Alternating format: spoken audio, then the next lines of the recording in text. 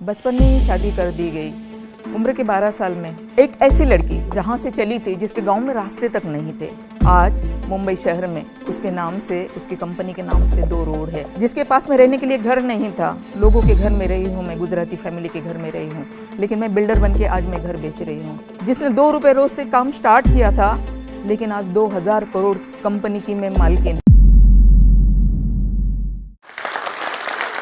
मैं कल्पना सरोज, आज मैं आपको अपनी कहानी बताऊंगी। कहाँ से मैंने 2 रुपये से शुरू किया था, 60 रुपये महीना, 2 रुपये रोज, और आज देखिए मुझे, मैं आज 2000 करोड़ की मालकिन हूँ। क्या यकीन आएगा आपको? मैं एक ऐसी लड़की जिसको एजुकेशन नहीं मिला, बचपन में शादी कर दी गई। मेरे मामा जी कहते थे कि लड़कियों को पढ़ाकर करना क्या है, पढ़कर करेगी क्या, चूल्हा चौके के सिवा तो कुछ करना नहीं है, लड़कियां तो वैसे भी जहर की पुड़िया होती है। इस तरह से मेरा बचपन था और बचपन में ही शादी कर दी गई। उम्र के 12 साल में मैं पढ़ना चाहती थी, पढ़ लिख कर आगे बढ़ना चाहती थी। मैं काफ़ी होशियार विद्यार्थी भी थी, मगर नहीं, किसी ने मेरी नहीं सुनी। और शादी के बाद ससुराल जिस तरह से होनी चाहिए, हर लड़की का जिस तरह का सपना होता है कि उसका ससुराल कैसे हो, कोई प्यार करने वाला हो, कोई अपना कहने वाले हो, मगर नहीं, वहाँ तो कुछ और ही था। वहाँ जिस तरह से बहुओं को मारा पीटा जाता है, गाली गलौज दिया जाता है, माँ बाप के ऊपर से गाली दी जाती है। अगर मान लो खाना बना लिया, नमक ज़्यादा हो गया, तो माँ के ऊपर से गाली कि क्या माँ ने इसी तरह से खाना बनाना सिखाया है, और मारपीट शुरू हो जाती थी। तो इस तरह से किसी तरह से 6 महीने बीत गए। बस एक आदत सी हो गई थी कि रोज़ मार खाना है, गाली खाना है, चाहे काम जितना भी अच्छा कर लो। और एक छोटी 12 साल की उम्र की लड़की घर का इतना सारा काम करते हुए भी हरदम सिर्फ गाली खा रही है, मार खा रही है। ना ढंग का खाना मिल रहा है, ना ढंग के कपड़े पहनने को मिल रहे हैं। यहाँ तक कि बाल बनाने की भी वहाँ पर ये नहीं थी कि मैं बाल बना लूँ।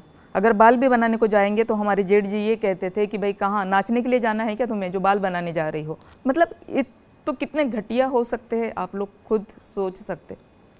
इसी तरह से 6 महीने बीत गए और मेरे पिताजी मुझे मिलने के लिए आए।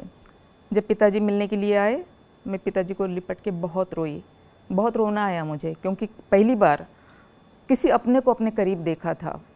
बाबा भी रोए, उन्होंने देखा कि मेरी बेटी इतनी मतलब शौक चंचल हंसती खेलती हुई, और आज इसको क्या हो गया, क्यों ये इस तरह से हो गई। और बाबा मुझे वहाँ से कहने लगे कि तुम्हें अभी मेरे साथ चलना होगा, मैं यहाँ तुम्हें एक पल भी नहीं रहने दूँगा। और मेरे बाबा मुझे ले गए, कहने लगे कि जो भी हो गया भूल जाओ, समझो कि एक सपना था, जो बुरा सपना था, मैं तुम्हें फिर से पढ़ाऊँगा, तुम्हारा फिर से स्कूल में दाखिला कराऊँगा। और बाबा ने वही किया।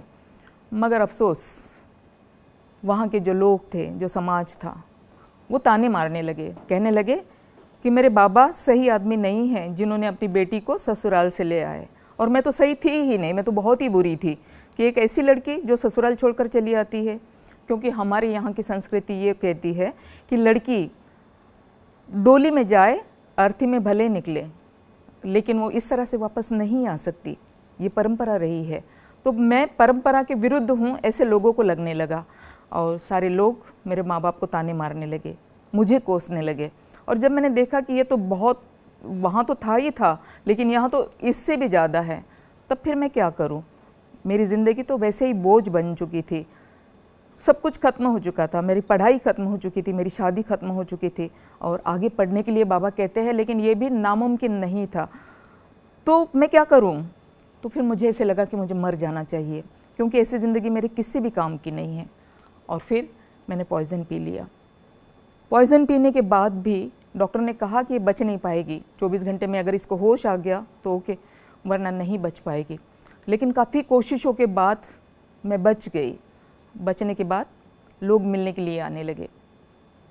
हमारे पुलिस स्टेशन के, मेरे बाबा पुलिस हवलदार थे, तो वहाँ के पुलिस वाले, जिनको हम चाचा कहते थे, मेरे रिश्तेदार, जितने भी लोग मुझे मिलने के लिए आए, वो सब ये कह रहे थे कि ये लड़की, ये तो क्या कर रही थी, मालूम भी है अगर मर गई होती तो लोग क्या कहते, लोग तो यही कहते ना कि महादेव की बेटी ने ज़रूर ऐसा कोई काम किया होगा जिसकी वजह से ये मर गई। ये जो बात है मेरे दिल की गहराई तक पहुंच गई कि ये क्या तरीका हुआ कि लोगों को हमारे दुख दर्द से कोई लेना देना नहीं। हम मरे या जिए उससे कोई लेना देना नहीं। तो ठीक है, अगर कुछ करके मरना है तो फिर कुछ करके जीना क्यों नहीं। और उसी दिन मैंने ठान ली कि अब मरने की बात मैं कभी नहीं करूँगी और अब मैं जी कर दिखाऊँगी। और फिर मैंने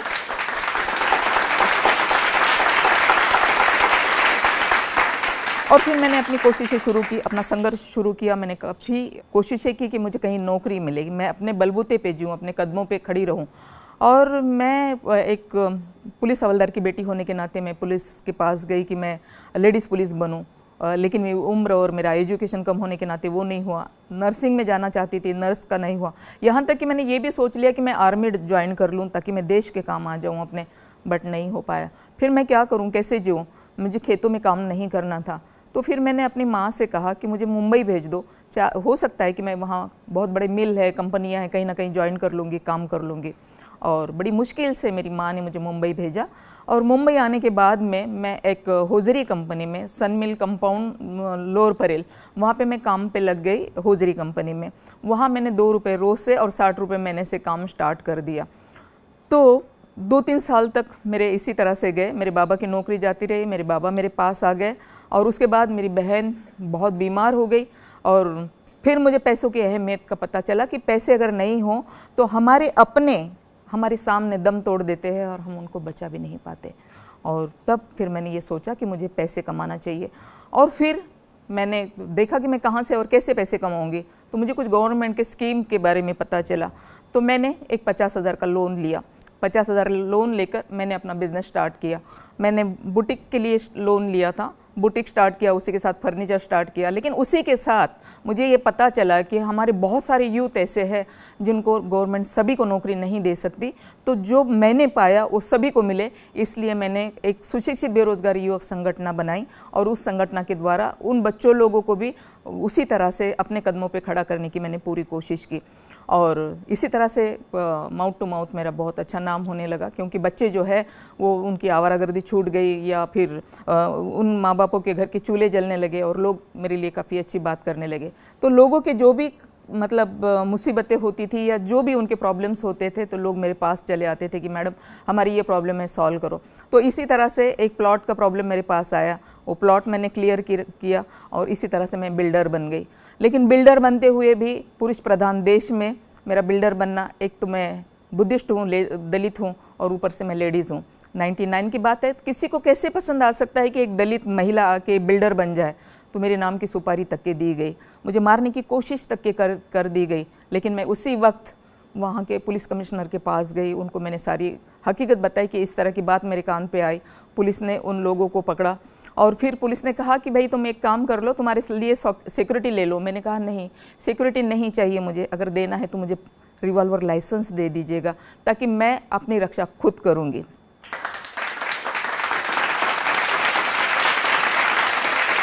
और मैंने रिवॉल्वर ले लिया। तो इस तरह से मेरी जर्नी शुरू रही। मैं बिल्डर बनी और फिर मैं शुगर फैक्ट्री की डायरेक्टर बनी और इसी तरह से कमानी ट्यूब्स लिमिटेड के कुछ वर्कर्स मेरे पास में आए, क्योंकि कमानी ट्यूब्स हमारे देश की बहुत बड़ी ऐसी कंपनी है जिसकी वजह से ऐसी का एक्ट तैयार हुआ। सुप्रीम कोर्ट की बेबी है वो। सुप्रीम कोर्ट ने पहली बार वर्कर्स को मालिक बनाया और मालिक को बाजू में कर दिया। तो उस कंपनी को बचाने के लिए मैंने काफ़ी कुछ मेहनत की, क्योंकि मैंने देखा था कि बेरोज़गारी अगर होती है तो भूख और प्यास से किस तरह से इंसान तड़प के मरता है, क्योंकि मेरी बहन को मैंने तड़पते हुए मरते हुए देखा था। तो उन्हीं वर्करों के हित के लिए मैंने कमानी ट्यूब में मैं आई और मैंने काम किया। 2000 में मैं आई थी, 2000 से लेके 2006 तक कंटिन्यू बेअफर कोर्ट में हेयरिंग्स होते रहे और 21 मार्च 2006 में कोर्ट ने कंपनी मुझे चलाने के लिए दे दी। और उसके बाद कोर्ट ने कंडीशन दी थी कि 2011 में आपको सिका से बाहर निकलना है और हम बिल्कुल 2011 में सिका से बाहर निकल गए। तो मैं एक ऐसी लड़की जहाँ से चली थी जिसके गांव में रास्ते तक नहीं थे, आज मुंबई शहर में उसके नाम से, उसकी कंपनी के नाम से 2 रोड है, रामजी भाई कमानी और कुर्ला कमानी। एक ऐसी लड़की जिसके पास में 60 पैसे नहीं हुआ करते थे तो वो कुर्ला से लेके चेंबूर तक पैदल चला करती थी, क्योंकि बस के लिए 60 पैसे नहीं। आज वो लग्जरी गाड़ियों में घूम रही है। आज ऐसी लड़की जिसके पास में रहने के लिए घर नहीं था, लोगों के घर में रही हूँ, मैं गुजराती फैमिली के घर में रही हूँ, लेकिन मैं बिल्डर बन के आज मैं घर बेच रही हूँ। आज जिसने 2 रुपये रोज से काम स्टार्ट किया था, लेकिन आज 2000 करोड़ कंपनी की मैं मालकिन हूँ। तो इस तरह से अगर इंसान चाहे तो बहुत कुछ कर सकता है। मेरे टाइम पे करने के लिए कुछ भी नहीं था, कुछ भी नहीं था। यूँ समझ लीजिए ना कि राख के ढेर में ढूंढो तो चिंगारी भी ना मिले, इस तरह की मेरी अपनी पोजीशन थी। उसके बावजूद भी मैंने जो भी अपने जीने का तरीका ढूंढा और मैं आज इस मुकाम तक पहुंची। तो आपके लिए बहुत कुछ है करने के लिए, बहुत कुछ है। गवर्नमेंट के बहुत सारे बड़े बड़े स्कीम है, हर जगह से आपको सपोर्ट है, जहाँ से भी आप चलो वहाँ आपके लिए सपोर्ट है। तो मुझे ऐसे लगता है कि आप बहुत कुछ कर सकते हैं। एक ऐसी अनाड़ी लड़की, क्योंकि जो एजुकेशन मैंने लिया है 9th तक का एजुकेशन, उसको एजुकेशन कहा ही नहीं जाएगा। तो ऐसी लड़की आज IIM की गवर्नेंस बन सकती है। आज ऐसी लड़की जिसको बिजनेस किसे कहते हैं पता ही नहीं था, वो नौकरी की तलाश में खुद थी, नौकरी के लिए भटक रही थी, आज वो हज़ारों लोगों को नौकरी दे रही है। तो बच्चों को मैं आज के जो यूथ है, मैं उनको ये कहना चाहूँगी कि आपके हाथ में, आप देश का भविष्य हो और आप चाहो तो बहुत कुछ कर सकते हो। आपके हाथ में तो बहुत कुछ है करने के लिए। ज़रूरत है सिर्फ एक कदम उठाने की, ज़रूरत है हिम्मत की, मेहनत की, ईमानदारी और एक जुनून की। जब ये जुनून तुम्हारे अंदर आ जाएगा ना कि तुम्हें कुछ करना है, तो यकीनन तुम ज़रूर कुछ करके दिखाओगे। जिस तरह से कल्पना सरोज कर सकती है, जिसके पास जो जीरो थी, आज वो जीरो ऐसे बन गया कि किसी भी आंकड़े पे लगा दो तो उसकी प्राइस बढ़ जाएगी। तो आप सब भी बन सकते हो। Thank you. इस वीडियो के बारे में अपनी राय नीचे कमेंट सेक्शन में हमें बताएं और अपने दोस्तों के साथ ये वीडियो शेयर करना ना भूलें।